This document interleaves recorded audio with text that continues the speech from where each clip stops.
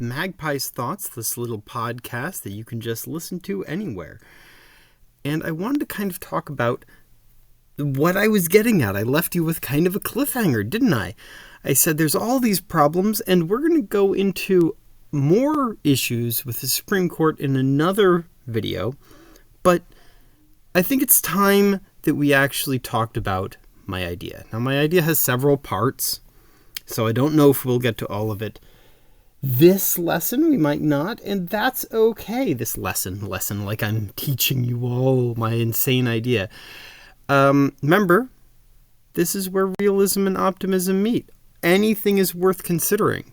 Because even if we say the idea is unrealistic, it can teach us something. It can point us in the right direction. And things are only unrealistic, can't be done as long as we don't believe. So we should analyze all ideas for their value, not their practicality first. And then, if we're like, well, it's a great idea, but, well, we'll get to that. But we shouldn't start that way.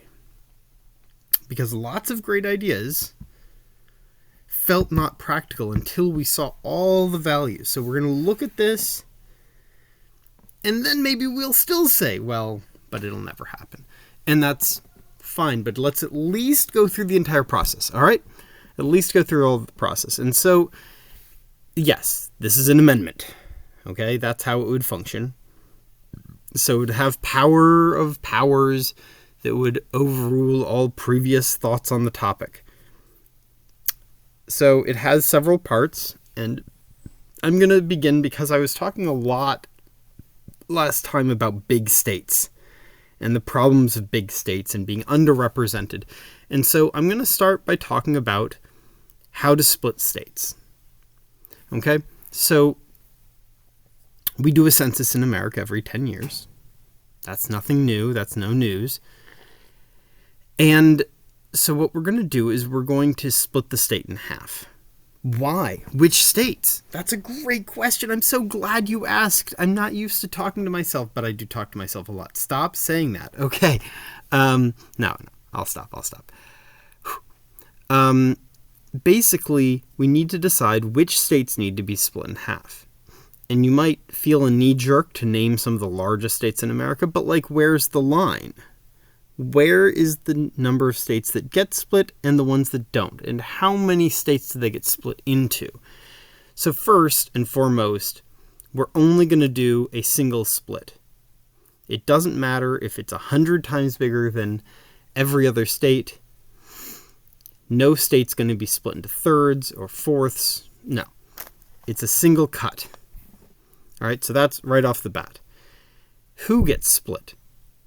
We're going to find the median state, which is the number of people in a state that's right in the middle. If you listed them all out, it's the one in the middle of the list. That number of people, we're then going to take it, multiply it by 2, and to give you an idea, we're talking about something like 6 million people is around what we're talking about. It fluctuates, so it's not a precise number, obviously, but it's the population in the middle. Missouri is often one of these kind of states that has about a middling population. It's not a small state by any means, but it's certainly not the biggest. And we're going to double that. So we're talking about 12 million people. Ish. Oh, God, ish. And if a state has more than that, then we're going to cut it in half. And immediately you're like, whoa, that's more than just California. That's a whole bunch of states getting cut in half. Again, ish. But how do we cut them in half? Do we use a knife? Do we use it? No. So there's going to be a lot of different places you can cut, and every political party is going to say, well, I have an idea. So the first rule of cutting things apart is that any county or parish, the next level of it doesn't split. So you can't say, well, half of this county is going to be in this state, half is going to be... No, we're not messing with county lines, okay? Counties are where counties are. And that's fine. That's good, because that makes it easier for the math to just work. All right? So then you still say, yeah, right, but a county going north of a line or south of a line makes a big difference. Okay, so we're going to find all the possible paths in which both states have at least 45% of the total. At least 45% of the total.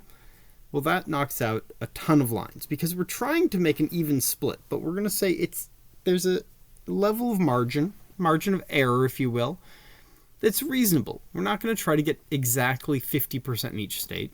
It's just not realistic. It's not realistic at all, okay? And that's fine. We're going to say one state can be 45, one state can be 50. So we're going to make all the possible lines, and it's not going to be infinite because there's only so many ways to cut a state near the middle of the state and without cutting through county lines, right? It's not infinite. And then we're going to make one last rule that'll decide it all. That line, of all the lines that you come up with, has to be the shortest number of miles, kilometers, distance. It has to be the shortest line, and that's how we'll decide it. So you can't make some weird crooked line in California that goes from north to south. In California, it's going to run east-west and just cut off a section. Now, it is a little weird how far south that line is before you say, well, it would go somewhere between LA and San Francisco. I mean, it would, but it's way closer to the LA line than you might expect. Right. Now, the math is then solid. It takes it away from legislatures, but let's talk about some other benefits really quick. This is one of the big things. One of the big problems is that all states have a problem when it comes to how the state runs, both in terms of how they talk about problems beyond the state and within, like how they solve problems. Big states, these giant ones by population, their problems are often, honestly, it's that they have 2 problems, or 3, or 4, but that not everyone has the same problems. That's a hard thing to wrap our head around. So let me give you an example. Let's say California was offered a huge amount of money from the federal government in order to solve some type of natural disaster, right? To start mitigating it. Now, the governor is looking at this amount of money and is like, well, I could use this for any natural disaster in the state, right? Any type of planning type of thing. This isn't FEMA. This isn't while a disaster is going on. This is for planning and preparation and budgets and things like that, okay? You want to build a bridge with it. You want to build a dam. You can do anything you want. So what do you do with it? Well, the first question that would come up in any meeting is, great, which disaster? And you might say, well, there's lots of answers. If you live in California, they have all sorts of different types of, from geological to meteorological disasters. So what do you pick? Well, what about earthquakes? Okay, maybe it doesn't kill the most people. Maybe it's not as deadly as some other things, but it is ever present, and it's really important. And best yet, it hits some of the biggest population centers in the state. So, does that mean that's where the money should go? Look, I'm not a geologist, I'm not a meteorologist, but then neither is the politician, right? And the politician's not going to be lost to the fact that whatever the issue facing the most of the population, the people who could vote them in, that's where they're going to want to put their money. It's not that they don't care. It's that votes are what got them there. If everybody in the state agreed the most important thing was wildfires, the governor would agree too, and so would the senators. And this isn't California unique. Let's say we're talking about something like gun control. And, or let's say we're talking about rules for farmers and how to define organic farming. We're going to make a federal bill that relaxes the definition of organic farming. Okay? Who does that help? Who does it hurt? And you might say, well, what are these? Pick a topic. But it's all the same patterns. If a state has a huge section of its population in one place, and then has a whole nother part of the state that somehow is separate, then we have a problem. Most of the people who are then elected to state representation, to state government, and even the people in the Senate, they're all going to mostly be representing that urban core. And they're going to be interested in things that people are not going to be interested in the other part of the state, making them constantly forgotten about. And it's going to be constantly a battle to reassure the rest of the state that you actually care, while mostly focusing on issues surrounding where most of the votes come from. And we're not going to blame the big cities for this. If you have that kind of power, wouldn't you help the people in your communities? Wouldn't you rally to have some law passed that benefits the people around you? The fact that politicians listen to you a little bit more than the other half of the state, it's reasonable. And before we make this a Democrat-Republican thing, they could all be Republicans. They could all be Democrats, but that doesn't mean they all agree on every issue of what's the most important thing. If you've ever been to Texas, it's a massive state. And tell you what, Dallas, Galveston, Houston, they don't look anything like El Paso. It's like, oh, but Galveston is not a big city either, and neither is El Paso's really not either. And you're like, okay, so if El Paso's not and Galveston's not, it's like, first, they're not, those aren't the same size. But that's not the big issue with the comparison. The problem with the comparison is that they're on completely different coasts. El Paso's unbelievably dry. It's really dry there. And meanwhile, Galveston, the most famous thing about that was that a hurricane hit it. It's a coastal place. It's very much Gulf Coast.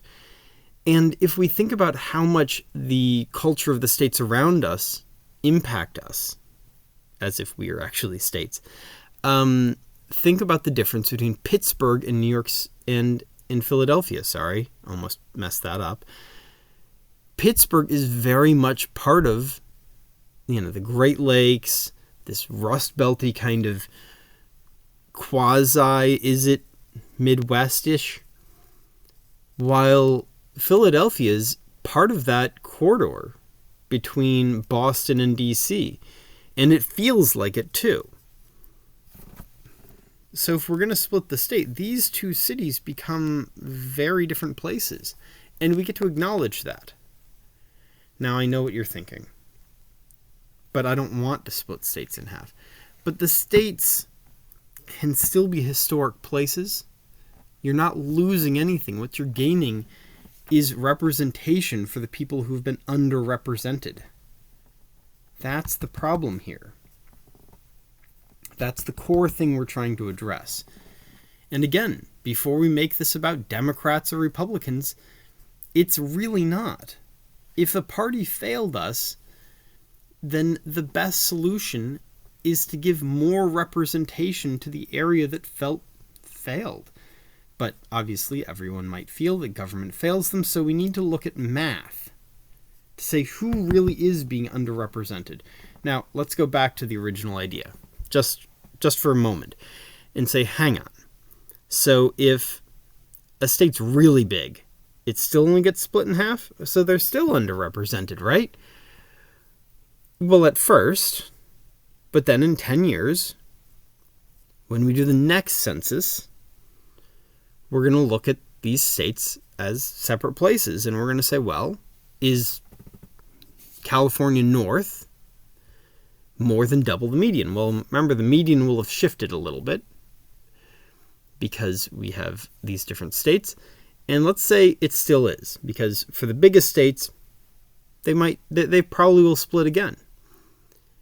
So we do another cut. And so California ends up at 4 states. But each time, it was a single cut. And you say, okay, I kind of get it, but why not do it all at once? Well, there's a problem with that. There's a risk. Let's say we cut a state in half, and it's Florida. Florida is certainly a state that gets cut in half. And suddenly, a lot of people don't want to live in Florida. Well, North Florida, let's say. So the people in North Florida decide they would, who are like Southerners, decide to move into neighboring states, Alabama, Mississippi. Some even go all the way to Louisiana or the Carolinas. On the other hand, the ones who are not quite so panhandly just move to South Florida. That's where they'd rather live. So after 10 years of slow migration, the census comes up again, and they're like, well, South Florida definitely needs to be cut in half, but North Florida doesn't. It's not gigantic. But because so many people migrated south, we're going to cut it again. And this is hinting at probably the best part about all of it. You see, the whole plan is based on the census, right? And you might say, right, which means that there's no individual plan for a state. If we want to say what would happen to the United States 100 years from now in terms of its population, there's no way to predict that. There's no way sitting here that we can predict what the largest and smallest counties are. Oh, we might be able to predict the largest state 100 years out. Maybe. Maybe we can predict, but could we rank them, all of them in order for the next 100 years? And I'm being kind by not going 200 or 300 years, right? I don't think we could. And if you ask me to do it at a county level, I absolutely don't think we could. So this is a rule that once it's had a couple rounds to stabilize and cut things a little bit, no change would be made unless there's a huge population flux. And so it would keep impacting states. If the population goes too high somewhere, it splits in half and becomes separate states. And it becomes this very, very organic thing where states can change size just by the population. I think that's something very valuable. I do. I really do. Now, I'm looking at the clock, and I think I have time to try to talk about the other part. You see, we can't just talk about the biggest states. There's the other problem. States that are just too small. Okay? States that are too small is another massive problem. You know what? I'm looking at the clock, and I'm just thinking to myself, this is just such a great place to end it. I know this isn't a half hour. I know this is only about 18 minutes, but next time we're going to talk about small, tiny little states. All right? Stick around.